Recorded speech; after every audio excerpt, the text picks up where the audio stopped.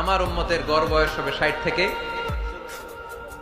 এই কথা শোনার পরে বিশ্বনবী আবার কাঁদতে শুরু করলেন, কারণ বিশ্বনবীর টেনশন হচ্ছে আগের উম্মতেরা হায়াত পাইছে বেশি, ইবাদত করছেও, আমার উম্মত হায়াত পাইছে কম, ইবাদতের সুযোগও। হায়রে আমার উম্মতের কি হবে, আমার উম্মতের কি হবে? এই নবী তো এমন নবী, সব নবীকে আল্লাহ একটা দোয়া করার সুযোগ দিয়েছিলেন, যে দোয়াটা করা মাত্রই কবুল। এটাকে আরবিতে বলে দাওয়া মুস্তাজাবা, লিকুল্লি নবিয়িন দাওয়া মুস্তাজাবা। সব নবীকে আল্লাহ একটা করে দোয়া করার সুযোগ দিয়েছে, আর এই দোয়াটা করা মাত্রই কবুল। আর সব নবীরা দুনিয়াতেই ওই দোয়া করে ফেলেছে। আল্লাহ রাসূল সাল্লাল্লাহু আলাইহি ওয়াসাল্লাম বলেছেন, ওয়া ইন্নী আখতাবিউ দাওয়াতি শাফাআতান লি উম্মতি ইয়াউমাল কিয়ামা। ওই দোয়াটা আমি দুনিয়ায় করি নাই,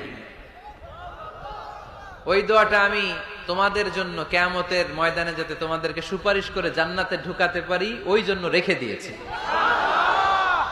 আহা, কত কষ্টে বিষ্ণু ঈসা ইসলাম ছিলেন, খাবার ছিল না, পেটে পাথর বেঁধেছেন। যদি বলতেন আল্লাহ ওই দোয়াটা করলাম, আপনি খাবার দেন, জান্নাতের খাবার পাঠাই দিত কে?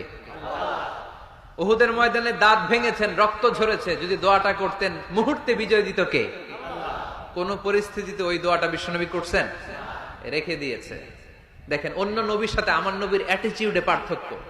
অন্য নবীরাও চাইলে রাখতে পারতো এদের উম্মতের জন্য, না, বিপদের দিনে ওটা কাজে লাগাই ফেলছে।